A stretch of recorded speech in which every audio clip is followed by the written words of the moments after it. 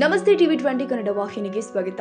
ಸರ್ಕಾರದ ಗ್ಯಾರಂಟಿ ಯೋಜನೆಯಲ್ಲಿ ಒಂದಾಗಿರುವ ಗೃಹ ಜ್ಯೋತಿಯನ್ನು ಜನರಿಗೆ ತಲುಪಿಸಲು ಹೆಚ್ಚಿನ ನಿಗಾ ವಹಿಸಿ ಕಾರ್ಯನಿರ್ವಹಿಸುವಂತೆ ಹೆಸ್ಕಾಂ ಅಧ್ಯಕ್ಷರು ಆದ ಸೈಯದ್ ಅಜೀಂ ಪೀರ್ ಎಸ್ ಖಾದ್ರಿ ಅಧಿಕಾರಿಗಳಿಗೆ ಸೂಚಿಸಿದ್ದಾರೆ.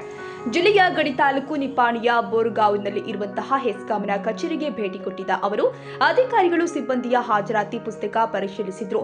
ಸಮಯಕ್ಕೆ ಸರಿಯಾಗಿ ಕಚೇರಿಗೆ ಆಗಮಿಸುವಂತೆ ತಿಳಿಸಿದ್ರು.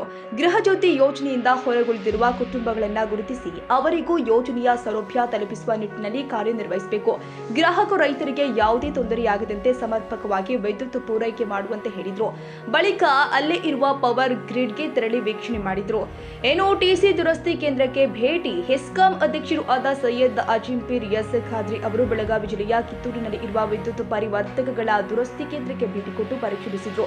ರೈತರಿಗೆ ಹಾಗೂ ಗ್ರಾಹಕರಿಗೆ ನಿಗದಿತ ಸಮಯಕ್ಕೆ ವಿದ್ಯುತ್ ಪರಿವರ್ತಕಗಳು ಸಿಗಬೇಕು. ಈ ನಿಟ್ಟಿನಲ್ಲಿ ಕರ್ತವ್ಯ ನಿರ್ವಹಿಸುವಂತೆ ಅಧಿಕಾರಿಗಳಿಗೆ ಸೂಚಿಸಿದರು. ಕನ್ನಡಿಗರ ಮೆಚ್ಚಿನ ನಿಮ್ಮ ಟಿವಿ 20 ಕನ್ನಡ ವಾಹಿನಿ ಇದೀಗ ಟಿವಿಯಲ್ಲಿ ಲಭ್ಯ. ಕರ್ನಾಟಕ ಮತ್ತು ದೇಶ ವಿದೇಶದ 360 ಡಿಗ್ರಿ ಸುದ್ದಿ ವಿವರವನ್ನ ಪಡೆಯುವುದಕ್ಕೆ ಟಿವಿ 20 ವಾಹಿನಿಯನ್ನು ಲೈಕ್ ಮಾಡಿ, ವಿಡಿಯೋಗಳನ್ನು ಶೇರ್ ಮಾಡಿ, ಕಮೆಂಟ್ ಮಾಡಿ, ಸಬ್ಸ್ಕ್ರೈಬ್ ಮಾಡಿ.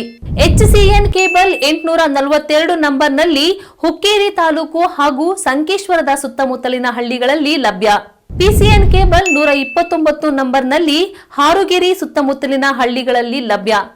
ರಾಯಬಾಗ್ ಡಿಜಿಟಲ್ ಚಾನೆಲ್ ಕೇಬಲ್ 80ನೇ ನಂಬರ್ನಲ್ಲಿ ರಾಯಬಾಗ ತಾಲೂಕಿನ ಸುತ್ತಮುತ್ತಲಿನ ಹಳ್ಳಿಗಳಲ್ಲಿ ಲಭ್ಯ.